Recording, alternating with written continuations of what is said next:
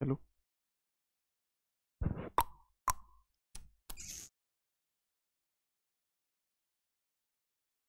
नमस्कार विद्यार्थी मित्रांनो, पुन्हा एकदा आपल्या नव्या लेक्चरमध्ये आपलं स्वागत आहे. आज आपण करंट अफेअर्सबद्दल बोलणार आहोत. खूप जणांची डिमांड होती की करंट अफेअर्सबद्दल बोललं जावं, कारण ग्रुप बी ची प्रिलिम्स असेल, ग्रुप सी ची प्रिलिम्स असेल आणि इवन 2024ची MPSC ची प्रिलिम्स असेल. याच्यामध्ये करंट अफेअर्सचे प्रश्न आपल्याला जशी आशा अपेक्षा होती तर तसे प्रश्न आलेले नाही आहेत. थोडेसे अवघड प्रश्न येत आहेत. म्हणजे अगोदर जर का आपण करंट अफेअर्स वाचत असेल तर त्या चौकटीच्या बाहेर प्रश्न जात नव्हते. म्हणजे कमीत कमी जर का राज्यसेवा पूर्व परीक्षा MPSC प्रिलिम्सचा विचार केला तर 15 प्रश्न बरोबर, म्हणजे 15 प्रश्न तुमचे करंट अफेअर्सला विचारले जातात. जनरली जर का आपण अभ्यास केला तर आपले 12 ते 14 प्रश्न बरोबर यायचे. किती? 12 ते 14 प्रश्न. परंतु आत्ता म्हणजे मागच्या वर्षीची प्रिलिम्स असेल किंवा ग्रुप बी आणि ग्रुप सीच्या प्रिलिम्स असतील तर याच्यामध्ये करंट अफेअर्सचे प्रश्न बरोबर येण्याची जी शक्यता होती तर त्या शक्यतेपेक्षा कमी प्रश्न बरोबर येत आहेत. याचं कारण काय? MPSCने प्रश्न विचारण्याचा बदललेला पॅटर्न. आता ते खूप डिटेलमध्ये जाऊन प्रश्न विचारायला सुरुवात केलेली आहे. तर त्या अनुषंगानं काय वाचायला पाहिजे, कसं वाचायला पाहिजे आणि कुठून वाचायला पाहिजे, या 2-3 गोष्टीबद्दल आज आपण बोलणार आहोत. थोडासा लेंदी लेक्चर होऊ शकतं, परंतु काही महत्त्वाचे पॉईंट्स मला तुम्हाला सांगायचे आहेत की जेणेकरून आत्ताची आपली 28 सप्टेंबरला जी पूर्व परीक्षा होणार आहे तर त्याच्यामध्ये तुमचे करंट अफेअर्सचे मार्क्स नको जायला. आपण थोडंसं विषयानुसार डिवायडेशन करूया की कोणतं करंट अफेअर्स गरजेचं आहे, की जेणेकरून तुम्हाला आयडिया येईल की कुठल्या गोष्टी तुम्ही करणं अपेक्षित आहे. काही पॉईंट्स मी मुद्दाम लिहून काढलेत की जेणेकरून एखादा पॉईंट्स मागं राहू नये की, आणि जर का त्याच्यावरतीच प्रश्न आला तर तुम्ही असं म्हणाल की तुम्ही सांगितलंच नव्हतं. त्याच्यापेक्षा अगदी 1 बाय 1 एखादा पॉईंट आपण पाहून घेऊया. पहिले आहेत राष्ट्रीय घडामोडी, ओके. त्याच्यानंतर आहेत राज्याशी रिलेटेड घडामोडी, बरोबर. आणि त्याच्यानंतर आपण आंतरराष्ट्रीय घडामोडी एक वेगळा विषय ठेवूया. हा मुद्दामून मी खाली घेतोय विषय, म्हणजे हे खरं तर राष्ट्रीयच्या वर यायला पाहिजे होतं, पण महत्त्वाच्या राष्ट्रीय आहेत, मग आंतरराष्ट्रीय आहेत, मग शासकीय योजना आहेत, ओके. हा अतिशय महत्त्वाचा मुद्दा आहे. आता शासकीय योजना जर का तुम्ही म्हणाल तर मग याच्यामध्ये केंद्र आणि राज्याच्या शासकीय योजना याच्यामध्ये येतील. त्याच्यानंतर आहेत संविधान आणि न्यायपालिकेबद्दल, हे महत्त्वाचं आहे. संविधान किंवा न्यायपालिका म्हणजे न्यायमंडळाबद्दल तुम्हाला ते प्रश्न विचारतात ह्याच्या प्रिलिम, म्हणजे ह्याच्यासाठी करंट अफेअर्ससाठी. त्याच्यानंतर अर्थव्यवस्था, ओके, इकॉनॉमी, अर्थव्यवस्था किंवा अर्थसंकल्प, बरोबर. आता ज्यावेळेस तुम्ही इकॉनॉमिक्स कराल किंवा इंडियन इकॉनॉमीचा अभ्यास करत असाल तर ऑब्व्हियसली तिथं मग अर्थसंकल्प तुम्ही करताच, परंतु करंट ओरिएंटेशनने सुद्धा तुम्हाला करायचं आहे पर्यावरण, ओके. पर्यावरण हा एक महत्त्वाचा टॉपिक आहे. याचं कारण काय? कारण ॲग्रिकल्चर आणि फॉरेस्ट या 2 नवीन सेवांसाठी सुद्धा एकच प्री होतीये, ओके. त्याच्यामुळं अगोदर फॉरेस्टची, ॲग्रिकल्चरची आणि इंजिनिअरिंगची प्रिलिम्स वेगळी व्हायची, परंतु आत्ता जी MPSCची प्रिलिम्स होईल तर ती 4 सेवांसाठी एकच होईल. राज्यसेवा, इंजिनिअरिंग सेवा, त्याच्यानंतर कृषी सेवा आणि वनसेवा. त्याच्यामुळं पर्यावरण आणि शाश्वत विकास याचं जे पूर्वमधलं प्रश्न विचारण्याचं वेटेज जे आहे तर ते तुम्हाला वाढल्याचं दिसतंय. हे काही पॉईंट झाले. त्याच्यानंतर शिक्षण आणि आरोग्य, पुन्हा एकदा हा एक महत्त्वाचा पॉईंट आहे, हा नोट डाऊन करा. शिक्षण आणि आरोग्य, हे ऑर किंवा आरोग्य जसं तुम्हाला लक्षात ठेवायचं तसं ठेवा. पुरस्कार आणि नियुक्त्या हा एक महत्त्वाचा टॉपिक आहे. पुरस्कार आणि नियुक्त्या, बरोबर का. या टॉपिकच्या बाहेर तुम्हाला प्रश्न केलेला दिसणार नाहीये. संस्कृती आणि क्रीडा, ओके, संस्कृती आणि क्रीडा. आणि थोडक्यात एक निधन वार्ता, निधन वार्ता, बरोबर. म्हणजे सपोज जर का एखाद्या महत्त्वाच्या व्यक्तीचं निधन झालं असेल, एखादी लेखिका असेल, एखादा लेखक असेल, एखादा आर्टिस्ट असेल, एखादा मंत्री असेल, एखादा आमदार, खासदार किंवा माजी राष्ट्रपती, माजी पंतप्रधान, तर त्यांचं निधन झालं असेल तर याच्यावरती ते प्रश्न विचारतात. किंवा मग जागतिक लेवलला एखादा चर्चेतला व्यक्ती असेल, बरोबर, तर त्याचं निधन झालं असेल तर ते याच्यावरती प्रश्न विचारू शकतात. आता हे जे तुम्हाला मी टॉपिक सांगितलेले आहेत 10, तर या 10 टॉपिकच्या बाहेर प्रश्न जात नाही, हे लक्षात ठेवा. आता राष्ट्रीय घडामोडी ज्यावेळेस तुम्ही करता तर इथं मग तुम्हाला शासकीय योजना कराव्या लागणार आहेत. संविधान आणि न्यायपालिका आहे, अर्थव्यवस्था आणि अर्थसंकल्प आहे, पर्यावरण आणि शाश्वत विकास आहे. ज्यावेळेस तुम्ही राज्याबद्दल पाहता तर राज्याचे जर का तुम्ही एमपीएससी देत असाल तर एमपीएससी देत असाल तर तुम्हाला महाराष्ट्राचंच करावं लागेल ना. परंतु काही राज्याच्या वेगळ्या शासकीय योजना आहेत, उदाहरणार्थ रयतू बंधू. आता सर्वप्रथम तुम्हाला माहित पाहिजे की ही कुठल्या राज्याची योजना आहे, बरोबर, त्याच्यावरती प्रश्न विचारलाय. नॉर्थ ईस्ट मधल्या राज्याच्या ज्या वेगवेगळ्या योजना असतात आयोग त्याच्यावरती मुद्दाम प्रश्न विचारतं, किंवा मग नॉर्थ ईस्ट मधल्या राज्यातले वेगवेगळे सण किंवा फेस्टिवल याच्याबद्दल आयोगाने प्रश्न विचारलेले आहेत. तर ते थोडंसं त्याच्याबद्दल डिटेलमध्ये करणं गरजेचं आहे. ज्यावेळेस आपण आंतरराष्ट्रीय घडामोडी वाचतो तर आंतरराष्ट्रीय घडामोडी वाचताना अगदी ते विचारतील की डोनाल्ड ट्रम्प अमेरिकेचे कितवे राष्ट्राध्यक्ष बनलेले आहेत, तर ते 48वे, हे आपल्याला माहित पाहिजे. मग ते म्हणतील त्यांचा पक्ष कोणता आहे हे आपल्याला माहित पाहिजे. आलं लक्षात? म्हणजे या सगळ्या गोष्टी महत्त्वाच्या आहेत. म्हणजे ही झाली पॉलिटिकल. मग इकॉनॉमिकल काही घडलंय का, ओके, कल्चरल काही घडलंय का, ओके, कुठला पुरस्कार आहे का, उदाहरणार्थ नोबेल पारितोषिकांचं वितरण असेल, कुठल्या क्षेत्रात कुणाला नोबेल मिळाला हा आयोगाचा आवडता प्रश्न आहे, त्याच्यावरती प्रश्न सुद्धा विचारला जाईल. किंवा मग ते जोड्या लावायला विचारतील. एका बाजूला मग तुम्हाला नोबेल पुरस्कार विजेते देतील आणि दुसऱ्या बाजूला कुठल्या क्षेत्रासाठी मिळाला त्याच्या आपल्याला जोड्या लावाव्या लागतील. तर असे सुद्धा आयोग प्रश्न विचारत असतं. हे आंतरराष्ट्रीय बाबतीत झालं. आता शासकीय योजना आहेत, काही केंद्र सरकारच्या योजना आहेत आणि काही राज्य सरकारच्या योजना आहेत. तर या दोन्ही योजनेबद्दल प्रश्न विचारले जाऊ शकतात. सध्या महाराष्ट्राची सर्वात लाडकी योजना मुख्यमंत्री माझी लाडकी बहीण योजना. आता तुम्हाला त्या योजनेची उद्दिष्ट विचारले जाऊ शकतात, बरोबर. त्या योजनेतून पैसे किती दिले जातात हे सगळ्यांनाच माहित आहे, परंतु मूळ त्या योजनेचं उद्दिष्ट किंवा उद्देश काय आहे हे तुम्हाला माहित असलं पाहिजे, बरोबर. आता तुम्ही म्हणाल की योजनेच्या बाबतीत काही वेळेला खूप अगोदरचे प्रश्न येत आहेत. साहजिक आहे, अगोदरचे प्रश्न येतीलच. फॉर एक्झाम्पल, एखादी योजना 2014 मध्ये लॉन्च झाली असेल, त्या योजनेला 2024 मध्ये 10 वर्ष पूर्ण होत आहेत. बऱ्याचशा योजना अशा आहेत की ज्या 2014 मध्ये सुरू करण्यात आल्या होत्या आणि त्या योजनेला 2024 मध्ये 10 वर्ष पूर्ण झालेली आहेत. मग साहजिकच आहे, जर का एखाद्या योजनेला 10 वर्ष पूर्ण झाले असतील तर ती योजना चर्चेत आहे. मग त्या योजनेने किती चांगलं काम केलंय त्याचा लेखाजोखा तुम्हाला 2024 मध्ये जर का त्यांनी मांडला तर तुम्ही साहजिकपणे ते विचारू शकतात की एखादी XYZ योजना 2014 मध्ये लॉन्च झाली होती, तिच्याबद्दल खालीलपैकी कुठलं वाक्य योग्य आहे किंवा अयोग्य आहे. मग तुम्ही असं म्हणणार का की हा 10 वर्षापूर्वीचा करंट अफेअरचा प्रश्न आहे? बिलकुल नाहीये, कारण 2024 मध्ये त्या योजनेला 10 वर्ष पूर्ण झालेली आहेत.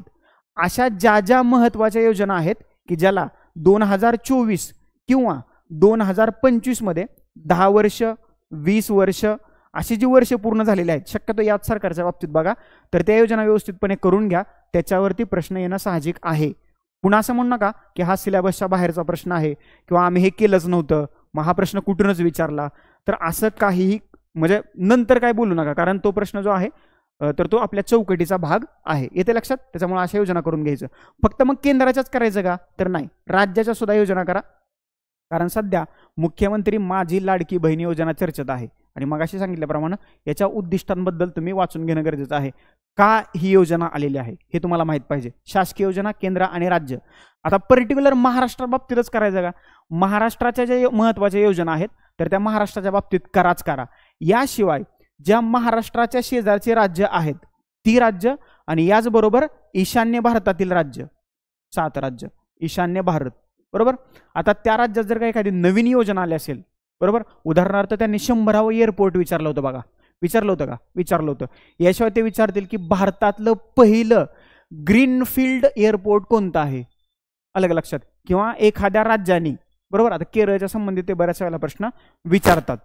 तर राईट टू इंटरनेटचा अधिकार जो आहे तर तो केरळमधून आला, तर पहिलं राज्य कोणतं, असे ते प्रश्न विचारतात. सेंद्रिय शेती करणारं पहिलं राज्य कोणतं. तर अशा ज्यावेळेस एखादं पहिलं राज्य येतं की एखादी कृती करणारं हे पहिलं राज्य आहे, उत्तराखंड म्हणजे समान नागरी कायदा लागू करणारं पहिलं राज्य आहे, तर त्याच्यावरती प्रश्न विचारणं साहजिक आहे. अशी जी चर्चेतली राज्य आहेत किंवा एखाद्या राज्यातली एखादी स्कीम, योजना जर का चर्चेत असेल तर त्या अभ्यास त्याचा तुम्ही करणं साहजिक आहे किंवा ती तुम्हाला माहीत असणं गरजेचं आहे. म्हणजे महाराष्ट्राच्या बाहेरच्या सुद्धा काही गोष्टी तुम्हाला माहीत असल्या पाहिजेत आणि हे योगाने येतच. त्याच्यानंतर आहे संविधान आणि न्यायपालिका, बरोबर, भारताचं संविधान. आता नवीन कायदा कुठला आणलाय का, बरोबर, राज्यघटनेत दुरुस्ती आता झाली का एवढ्या 1-2 वर्षाच्या काळात, ते तुम्हाला माहीत असलं पाहिजे. किंवा मग लोकसभेची निवडणूक असेल, विधानसभेची निवडणूक असेल, तर ते जर का चर्चेत असेल, एखादं बिल असेल, एखादी नवीन स्कीम असेल, किंवा न्यायपालिकेने कुठलं डिसिजन घेतलंय का. आता खटल्यांवरती त्यांनी प्रश्न विचारायला सुरू केले. म्हणजे आता ग्रुप बी आणि सी मध्ये त्यांनी विचारलं की परमानंद कटारा हा खटला कुठल्या कलमाशी संबंधित आहे, तर त्याच्यामुळं न्यायपालिकेचं किंवा न्यायमंडळाने एखादा कुठला वेगळा निर्णय दिलाय का, मग दिला असेल तर आता बघा ह्या सर्वोच्च न्यायालयानं तमिळनाडूचे जे राज्यपाल होते रवी, तर त्यांच्या विरोधात स्टॅलिन तमिळनाडूचे मुख्यमंत्री गेले होते सर्वोच्च न्यायालयात. मग त्यांनी राज्यपालानं एखादं विधेयक जर का कलम 200 नुसार राष्ट्रपतींच्या विचारार्थ राखून ठेवलं तर राज्यपालानं किती दिवसात निर्णय द्यावा आणि राष्ट्रपतीनं किती दिवसात निर्णय द्यावा याच्याबद्दल सुप्रीम कोर्टानं एक गाईडलाईन जारी केलेल्या आहेत. बरोबर, त्याच्यामुळे हा चर्चेचा प्रश्न आहे. तर मग दोन विषय कुठले चर्चेचे आहेत, राज्यपाल आणि राष्ट्रपती हे दोन विषय चर्चेचे आहेत. त्याच्यामुळे हे दोन विषयांबद्दलच्या सगळ्या संविधानिक तरतुदी तुम्हाला माहीतच असल्या पाहिजेत. अलग लक्षात, हे असं कनेक्शन करायचं असतं. बरोबर, हे न्यायपालिकेबद्दल झालं. त्याच्यानंतर अर्थव्यवस्था आणि अर्थसंकल्प. अर्थसंकल्पातलं काय वाचायचं की कुठली नवीन योजना आली का, बजेट कुठल्या डिपार्टमेंटला किंवा कुठल्या मंत्रालयाला किती अलोकेट झालेला आहे, किती हजार कोटींचा अर्थसंकल्प मांडलेला आहे, शिक्षणावर, आरोग्यावर, महिलांच्या सक्षमीकरणावरती किती खर्च झालेला आहे, या गोष्टी तुम्हाला माहीतच असल्या पाहिजेत. किंवा भारताच्या अर्थव्यवस्थेचं स्वरूप काय आहे हे तुम्हाला माहीत असलं पाहिजे. हे सगळं तुम्हाला सर्वे, इथं एक शब्द राहिला सर्वे, सर्वेक्षण, आर्थिक सर्वेक्षण येतं ते तुम्हाला माहीत असलं पाहिजे किंवा ते तुम्ही वाचलं पाहिजे. अर्थसंकल्प या गोष्टी तुम्ही वाचल्या पाहिजेत. आणि या दोन गोष्टीतून ज्या गोष्टी बेसिक इंडियन इकॉनॉमीला कनेक्ट करतात तर त्या तुम्हाला माहीतच असल्या पाहिजेत. आता अर्थव्यवस्थेच्या सगळ्यात महत्त्वाच्या गोष्टी वाचत असताना जगात इकॉनॉमिकली काय घडतंय का, तर हे सुद्धा तुम्हाला माहीत असलं पाहिजे. पुन्हा एकदा महत्त्वाचा विषय येतोय पर्यावरण आणि शाश्वत विकास. मी सुरुवातीला सांगितल्याप्रमाणे ॲग्रिकल्चर म्हणजेच कृषी आणि वनसेवा ह्या नवीन सेवांसाठी, म्हणजे नवीन सेवा म्हणण्यापेक्षा या सेवा नव्यानं MPSCच्या प्रिलिम्समध्ये ॲड झाल्यामुळं, कारण याच्यासाठी अगोदर वेगळी प्री होत होती आणि त्या अनुषंगानं ह्याला पर्यावरणाशी रिलेटेड जास्त प्रश्न विचारत होते. त्याच्यामुळं 5 ते 7 प्रश्न पकडून चला की जे इन्व्हायरमेंट संबंधी येण्याची शक्यता आहे. मग सध्या इन्व्हायरमेंट चर्चेचा विषय आहे. आता ब्रिक्सची झाली तर त्याच्यामध्ये हवामान निधीवरती चर्चा झालेली आहे. तर त्या अनुषंगानं मग तुम्हाला तिथं काय डेव्हलपमेंट झाली ते माहीत असायला पाहिजे की जुने पर्यावरण संरक्षण संवर्धनासंबंधीचे जे कायदे आहेत तर ते तुम्ही वाचले पाहिजेत आणि त्या अनुषंगानं तुम्हाला प्रश्न सोडवता येतील.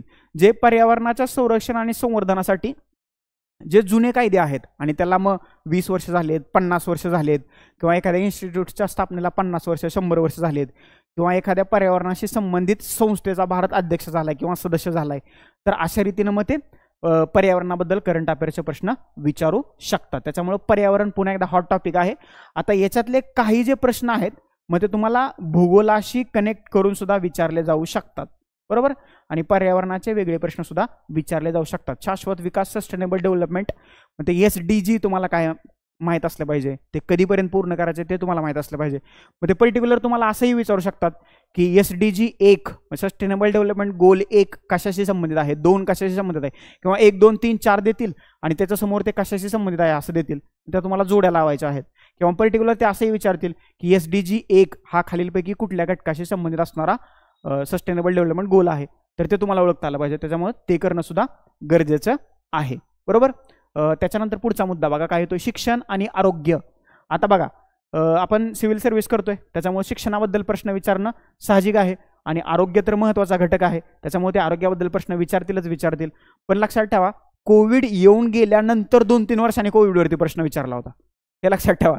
त्याच्यामुळं MPSCचं आपण काय असं सांगू शकत नाही की कुठल्या घटकावरती कधी आणि कोणता प्रश्न विचारतील. त्याच्यामुळे आपण वाचणं गरजेचं आहे. बरं, आता जगात कुठला देश मलेरिया मुक्त झालाय का? ओके, आफ्रिकन कंट्रीजमधल्या बऱ्याचशा देशांना मलेरिया मुक्तचा दर्जा देण्यात आलेला आहे. मग WHO काय काम आहे? मग अमेरिका बाहेर पडली तर कशी का पडली आहे? WHOची स्थापना कधी झाली? मग जागतिक आरोग्य दिन कधी असतो? 2025ची किंवा 2024ची थीम काय होती? हे बेसिक गोष्टी आरोग्याच्या बाबतीत तुम्हाला माहीत असल्या पाहिजेत. शिक्षणाच्या बाबतीत एखादी नवीन योजना आणली का? स्वयं नावाचं पोर्टल होतं बघा, त्याच्यावरती खूप सलग 2 वर्ष प्रश्न येत होता. आता म्हणजे 2-3 दिवसापूर्वीच परक नावाचे इन्स्टिट्यूट आहे, तर त्यांनी भारतातला एक शैक्षणिक अहवाल जारी केला आहे. मग ते परक शॉर्ट फॉर्म आहे का लॉंग फॉर्म आहे, ती संस्था कुठं आहे, मुख्यालय कुठं आहे, त्याचे प्रमुख कोण असतात, तर हे आपल्याला शिक्षणाच्या बाबतीत माहीत असायला पाहिजेत. याशिवाय आता तुम्ही जर का केरळचं उदाहरण पाहिलं तर केरळमध्ये त्यांनी काय केलं, आता सध्या कुठल्याही मुलाला बॅक बेंचर म्हणता येणार नाही, कारण त्यांनी वर्गाची सिस्टीमच बदलली आहे. त्यांनी असं सरळ बसवले, म्हणजे अर्ध गोल केला असं आपण त्याला म्हणू शकतो. म्हणजे इथं सगळी मुलं आहेत, बरोबर, आणि इथं मग तुमचे टीचर उभा राहतील. म्हणजे इथं कुणालाही बॅक बेंचर म्हणता येणार नाही. एका चित्रपटातली ही थीम होती आणि त्या थीमवरती आधारितच त्यांनी अशी रचना केलेली आहे. मग त्या अनुषंगाने ते याच्यावरती सुद्धा प्रश्न विचारू शकतात. बरोबर, हे बेसिक लेवलला तुम्हाला माहीत असणं गरजेचं आहे. किंवा मग अर्थसंकल्प जाहीर झालाय केंद्राचा किंवा राज्याचा, मग अर्थसंकल्पात मध्ये कुठली नवीन योजना आली का, किंवा मग अर्थसंकल्पाच्या माध्यमातून या शिक्षण मंत्रालयावरचं बजेट वाढवलंय का, किंवा काही नवीन इनिशिएटिव्ह सुरू केलेत का, हे तुम्हाला माहीत असलं पाहिजेत. इव्हन जगात किंवा आंतरराष्ट्रीय घडामोडींचा अभ्यास करताना शैक्षणिक संबंधी एखादी नवीन घडामोड झालेली आहे का याचा सुद्धा तुम्ही अभ्यास करणं गरजेचं आहे. बघा, आणि आरोग्यात तेच आहे. नवीन कुठला रोग आलाय का, डिसीज आलाय का, कुठल्या देशातून आलाय, मग त्याचा सायन्सशी काही संबंध आहे का, जनरल सायन्सशी, मग असेल तर तो कुठं आहे, कुठल्या प्रकारचा जीवाणू विषाणू आहे, तर हे तुम्हाला थोडंसं माहीत असलं पाहिजे. त्याच्यानंतर पुरस्कार आणि नियुक्त्या. पुरस्कार करताना अगदी केंद्रापासून आंतरराष्ट्रीय पुरस्कार करायचे आपल्याला. म्हणजे मी वारंवार म्हणतो त्याप्रमाणे तुम्हाला महाराष्ट्र भूषण ही करायचं आहे. ओके, महाराष्ट्र भूषण ही करायचं आहे आणि तुम्हाला नोबेल ही करायचं आहे. बरोबर, ओके. तुम्हाला राज्याचे चित्रपट पुरस्कार सुद्धा करायचे आहेत आणि तुम्हाला ऑस्कर ही करायचं आहे. त्याच्यामुळे इथं तुम्हाला कुठलंच एक्सेप्शनल केस नाही आहे, तुम्हाला सगळ्याच गोष्टी करायच्या आहेत. कारण हे पुरस्कार ते कधी कशावरती प्रश्न विचारतील हे काय सांगता येत नाही. त्याच्यामुळे याच्याबद्दल थोडंसं क्रिटिकल जर का वाटत असेल तर थोडंसं शॉर्ट लिस्टेड करण्याचा प्रयत्न करा. म्हणजे आता जर त्यांनी ऑस्कर विचारला तर ते विचारतील बेस्ट चित्रपट कोणता, ओके, उत्कृष्ट चित्रपट. मग उत्कृष्ट चित्रपट विचारला तर उत्कृष्ट दिग्दर्शक कोण, उत्कृष्ट अभिनेता कोण, अभिनेत्री कोण, किंवा मग अशी कॅटेगरी असते की ते बाहेरच्या देशांना पुरस्कार देतात, तर त्या कॅटेगरीत भारत कुठं आहे का, किंवा मग ऑस्करसाठी भारतातलं ऑफिशियल नॉमिनेशन कुठल्या चित्रपटाला मिळालं होतं, तर या गोष्टी तुम्हाला इथं पुरस्काराच्या बाबतीत माहीत असल्याच पाहिजेत. मग जर का त्यांनी नोबेलबद्दल विचारलं तर मग ते नोबेल म्हणतील वैद्यकशास्त्रातला म्हणजे मेडिसिनमधला नोबेल कोणाला दिला, शांततेचा नोबेल कोणाला मिळाला, साहित्यातला नोबेल कोणाला मिळाला, तर या गोष्टी करा. आणि जर का एखाद्या देशातल्या व्यक्तीला म्हणजे संपूर्ण देशाचा विचार करता पहिल्यांदाच जर का त्या देशाला नोबेल मिळत असेल तर त्याच्यावरती प्रश्न विचारण्याची शक्यता जी असते तर ती थोडीशी जास्त असते, हे लक्षात ठेवा. किंवा एखादी एक इंटरनॅशनल इन्स्टिट्यूट आहे आणि ती इन्स्टिट्यूट जर का चांगलं काम करत असेल आणि त्याची स्थापना खूप वर्षापूर्वी अगोदर झाली असेल, उदाहरणार्थ इंटरनॅशनल लेबर ऑर्गनायझेशन ILO 1919ची स्थापना आहे, 2019 मध्ये याला 100 वर्ष झाली होती आणि त्या अनुषंगाने त्याच्यावरती प्रश्न विचारणं साहजिक होतं आणि आयोगाने तो प्रश्न विचारलेला आहे. ILOला नोबेल सुद्धा मिळालेला आहे, तर त्या अनुषंगाने तुम्हाला तशी तयारी करता येईल. अशी एखादी कुठली संस्था असेल आणि त्या संस्थेला किंवा संघटनेला किंवा आयोगाला पुरस्कार मिळालेला असेल तर त्या संस्थेच्या मुळापर्यंत जावा. मुळापर्यंत जावा म्हणजे त्याची स्थापना कधी झाली, कोणी केली, अध्यक्ष कोण आहेत, भारताशी काही संबंध आहे का, मग भारतातली इन्स्टिट्यूट असेल तर मग कोण संस्थापक कोण आहेत, कधी झाली, का झाली, हे तुम्हाला माहीत असलं पाहिजे. बरोबर, हे कशाच्या बाबतीत झालं, हे पुरस्काराच्या बाबतीत झालं. आता नियुक्तीच्या बाबतीत ज्या महत्त्वाच्या इन्स्टिट्यूशन्स आहेत कुठल्या कुठल्या, राष्ट्रीय, आंतरराष्ट्रीय आणि राज्याच्या स्तरावरच्या ज्या महत्त्वाच्या इन्स्टिट्यूशन्स आहेत त्याचे नवीन कोण अध्यक्ष झालेत का, बरोबर, नवीन कोण सदस्य झालेत का. बरं, फॉर एक्झाम्पल आपण भारताचा जर का विचार केला, भारताचा जर का विचार केला तर भारत कुठल्या एका नवीन संघटनेचा अध्यक्ष झालाय का, म्हणजे झाला असेल तर मग ती कधी स्थापन झाली, मग भारताला किती वर्षाचा कार्यकाळ मिळणार आहे, किंवा मग भारत आता बघा युनायटेड नेशन सिक्युरिटी काउन्सिलच्या जे परमनंट 5 मेंबर आहेत तर त्या परमनंट 5 मध्ये भारताला आणि ब्राझीलला ऍड करावं याचं समर्थन जे आहे तर ब्रिक्सच्या 17व्या त्या समिटमध्ये ब्रिक्सच्या 2025च्या करण्यात आलेलं आहे, 17व्या समिटमध्ये. ओके, येते का लक्षात. तर त्या अनुषंगाने मग युनायटेड नेशनचे 5 मेंबर तुम्हाला माहीत असले पाहिजेत की जे परमनंट मेंबर आहेत. मग भारत आणि ब्राझीलचं समर्थन होते तर मग युनायटेड नेशन सिक्युरिटी काउन्सिल काम काय करते, मग ते विचारतील युनायटेड नेशनच्या स्थापनेबद्दल किंवा ते मुख्यालयाबद्दल सुद्धा प्रश्न विचारू शकतात. आणि बघा आता तुम्हाला विचारलं युनायटेड नेशनचं किंवा संयुक्त राष्ट्रसंघाचं मुख्यालय कुठं आहे, हा प्रश्न साधा, सोपा आणि सरळ आहे. परंतु काय होतं, मग जमलिंग होतं.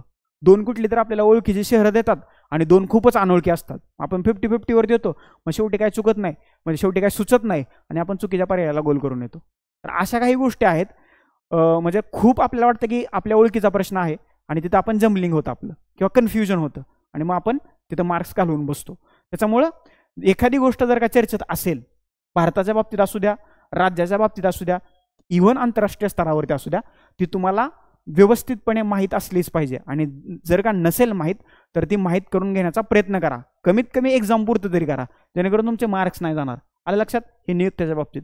संस्कृती आणि क्रीडा. आता बघा, नुकतंच गव्हर्नमेंट ऑफ महाराष्ट्राने आपला जो गणपती हा जो फेस्टिवल आहे तर त्याला राज्य फेस्टिवल म्हणून दर्जा देण्यात आलेला आहे. तर हा चर्चेचा विषय आहे संस्कृतीच्या बाबतीत. हा महाराष्ट्राच्या बाबतीत झाला. मग आता जगाच्या भारताच्या बाबतीत कुठली सांस्कृतिक विषय झालेला आहे का? ICCR नावाचे एक इन्स्टिट्यूशन आहे. आत्ता 2024चा मिनिस्ट्री ऑफ एक्सटर्नल अफेअर्स परराष्ट्र मंत्रालयानं एक रिपोर्ट जाहीर केलेला आहे. वर्षभरात काय काय झालं तर त्याच्यामध्ये ICCR म्हणजे भारताच्या संस्कृती संबंधीची एक स्वायत्त संस्था आहे. तर ही संस्था जगभरात भारताच्या सॉफ्ट पॉवरचा उपयोग करते, बरोबर, आणि सॉफ्ट पॉवरच्या माध्यमातून वेगवेगळ्या देशांबरोबर आपले संबंध प्रस्थापित करते. तर ही संस्था स्वायत्त आहे का, मग ही संविधानिक आहे का किंवा बिगर संविधानिक आहे, याच्याबद्दल तुम्हाला माहीत असलं पाहिजे. याची स्थापना कधी झाली, कोणी केली, बरोबर, ह्या सगळ्या गोष्टी तुम्हाला ICCR बद्दल माहीत असल्याच पाहिजे संस्कृतीच्या बाबतीत. त्याच्यानंतर क्रीडा. एक प्रश्न ह्या क्रीडा या घटकावरती असतोच असतो. ते टेनिसबद्दल विचारतील, ते क्रिकेटबद्दल विचारतील, ते हॉकीबद्दल विचारतील, ते IPL बद्दल विचारतील, ते WPL बद्दल विचारतील, पण ते विचारतीलच, हे लक्षात ठेवा. कोणी निवृत्ती घेतली का, कोणी जास्त विकेट्स घेतल्यात का, ओके, कोणी वेगळी कामगिरी केली का. आता WPL सुरू झालं, वुमन्स प्रीमियर लीग, तर त्याच्यात मग विजेता कोण, मग सेकंड रनरअप कोण. तर या गोष्टी क्रीडाच्या बाबतीत हा थोडासा डायनामिक पोर्शन आहे बरं का क्रीडा. कारण हे काय विचारतील याची गॅरंटी तुम्ही देऊच शकत नाही. ओके, मग ते विचारतील विम्बल्डन सिंगलची वुमन्स विजेती कोण आहे, ओके, पोलंडची, बरोबर, किंवा ते विचारतील मग विम्बल्डन्स मेन्स सिंगलचा विजेता कोण आहे. ओके, ते आपल्याला नाव माहीत असतं आणि त्यांनी देश विचारला तर मग आपलं कन्फ्युजन होऊ शकतं. त्याच्यामुळे हा थोडासा डायनामिक पोर्शन आहे. या प्रश्नावरती रिस्कच घ्यावी लागते, त्याच्यामुळे ही रिस्क घेणं साहजिक आहे. त्याच्यामुळे हे थोडंसं चांगलं करून घ्या. जर का भारताच्या बाबतीत एखादा प्रश्न असेल तर तो आपण सोडवू शकतो, आणि त्यातल्या त्यात जर का क्रिकेटच्या बाबतीत प्रश्न असेल तर हा सर्व भारतीयांच्या दृष्टीने जिव्हाळ्याचा विषय आहे, तर तो चुकता कामा नये, बरोबर. क्रिकेटमधली म्हणजे गेल्या वर्षभरात म्हणजे 2024मध्ये जी सर्वोच्च आणि सर्वोत्तम कामगिरी ज्या खेळाडूंनी केलेली आहे तर त्यांच्याबद्दल थोडंसं एकदा वाचून घ्यायला काय हरकत नाहीये. उदाहरणार्थ वैभव सूर्यवंशी. वैभव नावाचे माणसं ग्रेट असतात, तर त्याच्या कामगिरीवरती प्रश्न विचारायचा, कारण सगळ्यात वयाने कमी आहे आणि IPL मधली त्याची कामगिरी, तर त्याच्याबद्दल थोडंसं वाचा. म्हणजे त्याची टीम कोणती आहे वगैरे वगैरे हे वाचा, किंवा IPL मध्ये असेल किंवा मग इंटरनॅशनल क्रिकेटच्या बाबतीत काय झाले का तर ते थोडंसं तुम्ही बघून घेणं साहजिक आहे. त्या अँगलनी प्रयत्न करा. त्याच्यानंतर आहे निधन वार्ता. कर्पूरी ठाकूर यांच्यावरती प्रश्न विचारला होता, कारण त्यांना भारतरत्न जाहीर झाला होता. तर आता कुठल्या महत्त्वाच्या व्यक्तीचे निधन झाले का, उदाहरणार्थ आदरणीय रतन टाटा, तर त्यांच्यावरती प्रश्न विचारणं साहजिक आहे.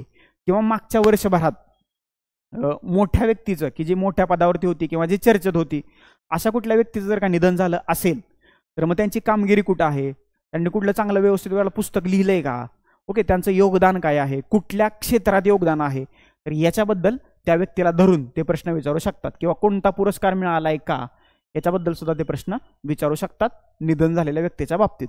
ओके, नियुक्ती आणि निधन हे दोन्ही वेगळे प्रश्न आहेत. आलं लक्षात.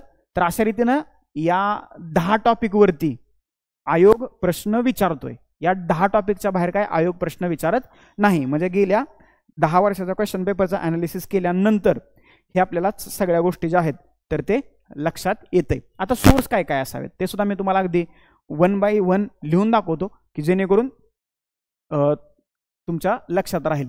मासिके, एखादं जर का तुम्ही चांगलं मासिक वाचत असाल तर वर्तमानपत्र. आता वर्तमानपत्र एक्झामच्या अगोदर वाचणं ठीक वाटतंय का तर ते नाही ठीक वाटत. महत्वाची संकेतस्थळे, ओके, महत्वाची संकेतस्थळे, आणि त्याच्यानंतर अहवाल, महत्वाचे अहवाल, आणि त्याच्यानंतर मग यूट्यूबवरचे VJS स्टडीवरचे लेक्चर्स. ओके, आलं का लक्षात. का बघा, कारण करंट ओरिएंटेड बरेचसे प्रश्न आपण कव्हर करतोय. आता हे सगळं करत असताना बरोबर आता मग एक्झाम आली जवळ, मग मासिक सगळे महिन्याचे काढून बसायचे का अगदी जानेवारीपासून डिसेंबरपर्यंत? नाही. सगळ्यात महत्त्वाची गोष्ट काय असते, ज्यावेळेस तुम्ही एखाद्या पेपरला जाता, फॉर एक्झाम्पल सप्टेंबरमध्ये आपली परीक्षा होती 28 सप्टेंबरला, बरोबर. मग ह्याला किती दिवसाचं करंट अफेअर्स वाचायला पाहिजे तर याला कमीत कमी 12 ते 15 महिन्याचं, 12 ते 15 महिने हे लक्षात ठेवा. म्हणजे किती, 1.5 वर्ष, 1.5 वर्षाचं करंट अफेअर्स वाचायलाच पाहिजे. त्याच्या बाहेर जर का आयोगाने प्रश्न विचारला तर तो आउट ऑफ दी बॉक्स किंवा चौकटीच्या बाहेरचा प्रश्न आहे असं आपण समजू शकतो. परंतु कमीत कमी 12 ते 15 महिन्यांचं करंट अफेअर्स तुम्ही वाचलंच पाहिजे. म्हणजे सप्टेंबरमध्ये परीक्षा होणार आहे, तर ऑगस्ट 2024 ते ऑगस्ट 2025 एवढं करंट अफेअर्स तुम्ही केलंच पाहिजे. हे 1 वर्षाचं झालं. त्याच्या अगोदर तुम्ही थोडंसं वाचलं तरी चालेल. कमीत कमी 1 वर्षाचं करा आणि जास्तीत जास्त 1.5 वर्षाचा करा. त्याच्या मागं खूप जाऊ नका. आणि त्याच्या मागं गेला आणि एखादा प्रश्न आला आणि तो जर का नाही तुम्हाला सुटला तर तुम्हाला खूप दुःख होऊ शकतं. आणि बघा, ह्या 1.5 वर्षाच्या मागं प्रश्न गेला तर तो कुणाला सुटणार नाही. म्हणजे तुम्हाला तर सुटणारच नाही, कारण आपण तिथपर्यंत वाचले, त्याच्या पलीकडे नाही आपण वाचला. आणि तो जर का प्रश्न आला तर तो आपल्या चौकटीचा भाग नाही असं म्हणून तो प्रश्न सोडून द्या. जर का टुक्का मारता आला तर मारून द्या, बरोबर. पण कमीत कमी 12 महिन्याचं तर तुम्ही करंट अफेअर्स वाचायलाच पाहिजे, तर प्रश्न तुमचे सुटू शकतात. असं आपण म्हणू शकतो की जर का ऑगस्टमध्ये त्यांना पेपर सेट करायचा असेल तर मग काय करायचं, जुलै 2024 पासून जुलै 2025 पर्यंत वाचा. पुन्हाही 12च महिने येत आहेत. कसे खावा, हा ओके, इकडून गावा किंवा इकडून 12 महिने करावंच लागतंय. 12 महिन्याचं करंट अफेअर्स तुम्हाला वाचावंच लागतंय. त्याच्याशिवाय MPSCचे प्रश्न सुटणार नाहीत. आता तुम्ही म्हणणार मग 12 महिन्याची 12 मासिकं घेऊन बसायचं एक्झामच्या अगोदर. नाही, कुठलंही एक इयरबुक घ्या, इयरबुक घ्या. ओके, सध्या म्हणजे माझ्या मते सगळ्यात चांगलं तर आहे सिम्प्लिफाईडचं इयरबुक, ते वाचा. ते मराठीत आहे.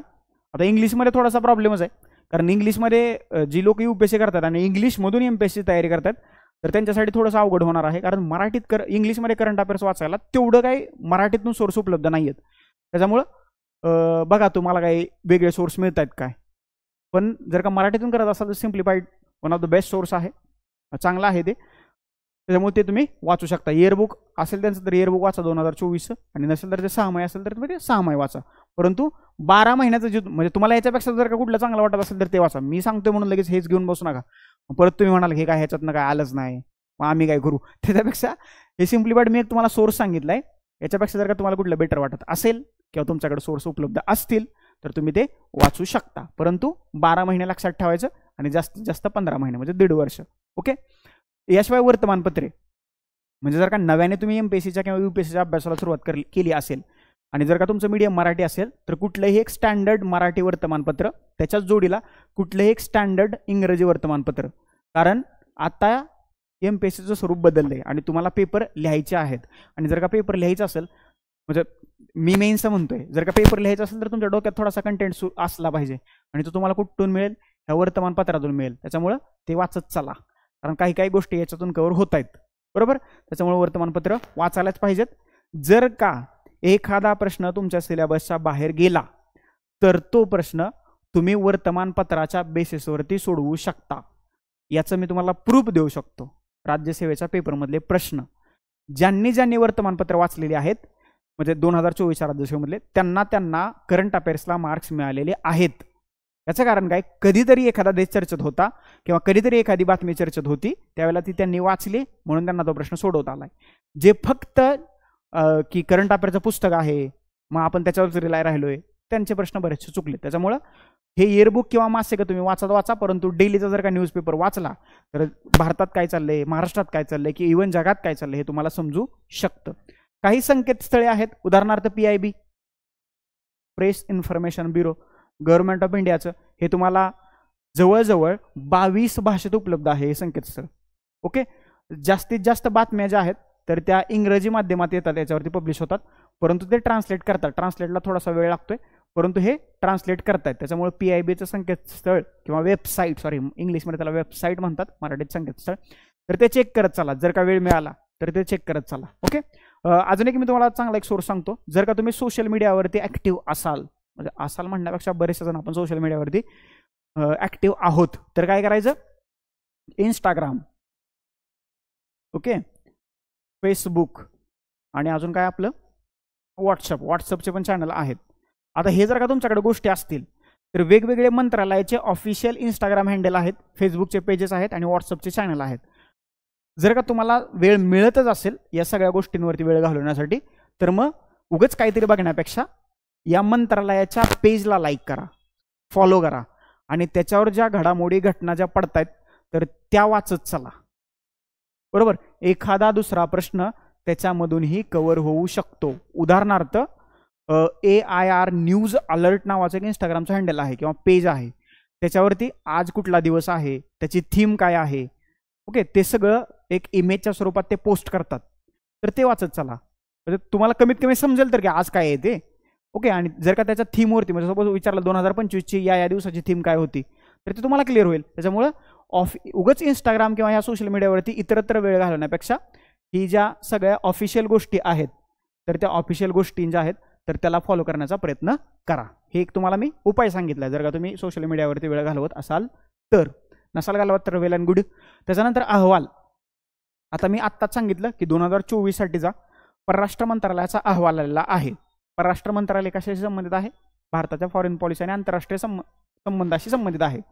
मग 2024 मध्ये भारताने काय काय केलंय, म्हणजे जगातल्या विविध देशांबरोबरचे संबंध सुधारण्यासाठी किंवा मग शेजारच्या देशांबरोबरचे संबंध सुधारण्यासाठी कुठल्या नवीन योजना, कुठल्या परिषदांना, समिटला किंवा कुठल्या संघटनेचा सदस्य किंवा कुठल्या संघटनेला काय उद्घाटनाला वगैरे उपस्थित भारत राहिलाय का, भारत देश म्हणून, तर मग त्याची सगळी माहिती जी आहे तर मिनिस्ट्री ऑफ एक्सटर्नल अफेअर्सच्या अहवालात आहे, तर ती पब्लिश झालेली आहे. 2025 मध्ये हा अहवाल प्रकाशित झालाय. ही सगळी जी माहिती आहे तर ती 2024ची माहिती आहे. तर त्या अनुषंगानं हे परराष्ट्र व्यवहार मंत्रालयाचं अहवाल आहे. तर त्याच्यावरती मी ऑलरेडी एक लेक्चर घेतलेलं आहे, आपल्या युट्यूब चॅनलवरती उपलब्ध आहे, तर तुम्हाला ते वाचता येईल. ओके, मग असे कुठले अहवाल आहेत का, गव्हर्नमेंट ऑफ महाराष्ट्राचे असतील किंवा गव्हर्नमेंट ऑफ इंडियाचे असतील. ओके, मग अहवाल म्हणण्यापेक्षा मग ज्या इंटरनॅशनल महत्त्वाचे इन्स्टिट्यूट आहेत, वर्ल्ड बँक असेल, WHO असेल, WTO असेल, IMF असेल, तर यांनी काढलेले अहवाल आणि त्या अहवालात मग भारताचा क्रमांक कितवा आहे, ओके, इंडेक्स किंवा निर्देशांक म्हणतो, तर ते तुम्हाला माहीत असलं पाहिजे. आणि त्याचे वेगवेगळे आयाम, इंडिकेटर्स, या सगळ्या गोष्टी तुम्हाला माहीत असल्या पाहिजेत. आणि मग शेवटचा सोर्स म्हणून तुम्ही यूट्यूबकडे पाहू शकता. यूट्यूबवरती जी लोक करंट अफेअर्स कव्हर करतायत, आता थोडंसं आपण करंट अफेअर्सकडे दुर्लक्ष करतो कारण बाकीच्या गोष्टींवरती आपलं काम चालू आहे, तर यूट्यूबचे लेक्चरसुद्धा तुम्ही पाहू शकता. That's it. VJC स्टडीवरती पॉलिटिशी रिलेटेड जेवढं करंट अफेअर्स आहे तर ते मी तुम्हाला उपलब्ध करून देण्याचा प्रयत्न करतोय. बरोबर. आता याच्याबद्दल कसं वाचाव्यात. ओके, बघा आता तुम्हाला किती जरी सांगितलं तर तुम्ही काय म्हणणार की एक्झामच्या अगोदर रिव्हिजन करणं गरजेचं आहे. तर त्याच्याबद्दल काही डाऊटच नाही, ती रिव्हिजन करायलाच पाहिजे. परंतु त्याच्या अगोदर दररोज तुम्ही 30 ते 40 मिनिटं, किती, फक्त 30 ते 40 मिनिटं जर का करंट अफेअरसाठी दिला, किती, 30 ते 40 मिनिटं जर का करंट अफेअरसाठी दिला तर तुम्हाला एक्झामच्या काळात जास्त ताणतणाव जाणवणार नाही करंट अफेअरच्या बाबतीत. हे लक्षात ठेवा. कारण ऐनवेळी जर का तुम्हाला सांगितलं 500 पानांचं पुस्तक आहे आणि याच्यावरती 15 प्रश्न येतील की नाही याची शक्यता काय नाहीये, परंतु एवढं करंट अफेअरसाठी तुम्हाला वाचावं लागणार आहे. तुम्ही म्हणणार बाकीचे विषय करायचेत, मग 500 पानं पण वाचायचेत, मग कसं काय होणार. मग त्याच्यापेक्षा न्यूजपेपर बरोबर प्लस एखादं मॅगझिन जर का असेल तर दररोज 30 ते 40 मिनिटं तुम्ही द्या, जेणेकरून त्या 30 ते 40 मिनिटात तुमचं करंट अफेअर्स कव्हर होऊ शकतं डेली बेसिसवरती, मी तुम्हाला सांगतोय. आणि मग तुम्ही मंथली मॅगझिन वाचा, मग एक्झामच्या अगोदर तुमचं इयरबुक येईल तर ते तुम्ही रिवाइज करू शकता. आणि मग हे डेली टार्गेट झालं. एक मंथली टार्गेट एक ठेवा. बरोबर. मंथली टार्गेटमध्ये काय येईल, तुमचं मासिक येईल एखादं कुठलं तरी वेगळं, गव्हर्नमेंटचं असू द्या किंवा मग कुठलं तरी क्लासचं मासिक येईल की जे तुम्ही डेली वाचताय, किंवा मग कुठल्या तरी पब्लिकेशनचं मंथली काय म्हणू आपण त्याला, एक कुठलं तरी एक पुस्तक असेल की जे महिन्याला प्रकाशित होतं करंट अफेअर्सचं, तर मग हे मंथली टार्गेट तुमचं ठेवा की सपोज या महिन्याच्या पहिल्या 2 दिवसात हे सगळं वाचून झालं पाहिजे, जेणेकरून जास्त ताण नाही येणार. आणि मग काय करा, स्वतःच्या थोड्याशा नोट्स बनवा. अशा नोट्स बनवा की ज्या तुम्हाला मेन्ससाठी आणि ज्या तुम्हाला इतर पेपरचा किंवा इतर विषयांचा अभ्यास करण्यासाठी उपयोगी पडतील. म्हणजे काय, करंट अफेअर्ससाठी उपयोगी पडतील आणि तुमच्या इतर पेपरसाठी सुद्धा उपयोगी पडतील. म्हणजे फ्लो चार्ट असतील किंवा काय एकदमच काही जणांना शॉर्ट्स नोट्स बनवण्याची सवय असते, तर त्या शॉर्ट्स नोट्स बनवण्याचा तुम्ही प्रयत्न करू शकता. येते का लक्षात, समजतंय का. आता बघा, मल्टिपल सोर्स ठेवण्याऐवजी एकच कुठला तरी ट्रस्टेड सोर्स ठेवा, 1 किंवा 2 बस, याच्या बाहेर जाऊ नका. कारण तुम्ही 10 मॅगझिन वाचणार आणि मग 10 मॅगझिन थोडेच वाचणार आणि जे तुम्ही वाचलं नाही आयोग त्याच्यावरतीच प्रश्न विचारणार, असं होऊ शकतं. त्याच्यामुळं खूप सारे सोर्स ठेवण्यापेक्षा 1-2 ट्रस्टेड सोर्स ठेवा की जे तुम्ही पहिल्यापासून वाचत आलाय आणि तेच तुम्ही रिवाइज करा मल्टिपल टाइम्स. येते का लक्षात, की जेणेकरून तुमचे सगळेच्या सगळे प्रश्न करंट अफेअरचे बरोबर येऊ शकतात. ओके, आणि रिव्हिजन करा. ओके, मी जे म्हणतोय ना हे दररोज 30 ते 40 मिनिटं द्या, तर मग आठवड्याच्या शेवटच्या दिवशी रविवारी किंवा मग शनिवारी तुम्हाला वेळ मिळाला तर त्या आठवड्यात काय काय झाले हे थोडंसं रिवाईज करा. म्हणजे पॉलिटीच्या बाबतीत तर मी तुम्हाला सांगेन रिव्हिजन खूप महत्त्वाचं आहे आणि ते होणं गरजेचं आहे. म्हणजे शेवटच्या दिवशी जर का तुमचं रिव्हिजन झालं तर तुम्हाला आयडिया येईल की त्या आठवड्यात काय आपण वाचलंय आणि आपल्या किती लक्षात राहिलंय हे तुम्हाला बेसिक गोष्टी इथं समजून जातील. बरोबर. आणि मी सांगितल्याप्रमाणे कमीत कमी तुम्हाला 12 ते 15 महिन्याचं करंट अफेअर्स जे आहे तर ते वाचावंच लागणार आहे. बाकी जे पॉलिटीशी रिलेटेड करंट अफेअर्स आहे तर ते आपण आपल्या विजयशी स्टडीच्या यूट्यूब चॅनलवरती टेलिग्राम चॅनलवरती आपण देण्याचा प्रयत्न करतोय. तर ज्या काही मी महत्त्वाच्या गोष्टी पॉलिटीच्या बाबतीत सांगितलेल्या आहेत तर त्या तुम्हाला तिथं सापडतील. एकदा ते लेक्चर्स बघून घ्या किंवा तो डाटा जो आहे तिथून एकदा वाचून घ्या. मी जेणेकरून पॉलिटीचं जर का करंट अफेअर्स त्यांनी विचारलं तर ते तुमचं चुकणार नाही. पॉलिटीशी रिलेटेड, पॉलिटीचं करंट अफेअर नाही, पॉलिटीशी रिलेटेड. आलं लक्षात? तर अशा या सगळ्या गोष्टी करून घ्या. अजूनही तुमचे काही डाऊट्स असतील, काही तुमचे प्रश्न असतील तर मग कमेंट बॉक्समध्ये कमेंट करा, त्याला उत्तर देण्याचा मी प्रयत्न करीनच. याशिवाय मग माझा कॉन्टॅक्ट नंबरवरती तुम्ही संपर्कही साधू शकता. व्हॉट्सअप करा किंवा टेलिग्राम करा. बाकी तुमचे डाऊट, क्वेरीज, क्वेश्चन आपण त्यांना आन्सर करण्याचा प्रयत्न करूया.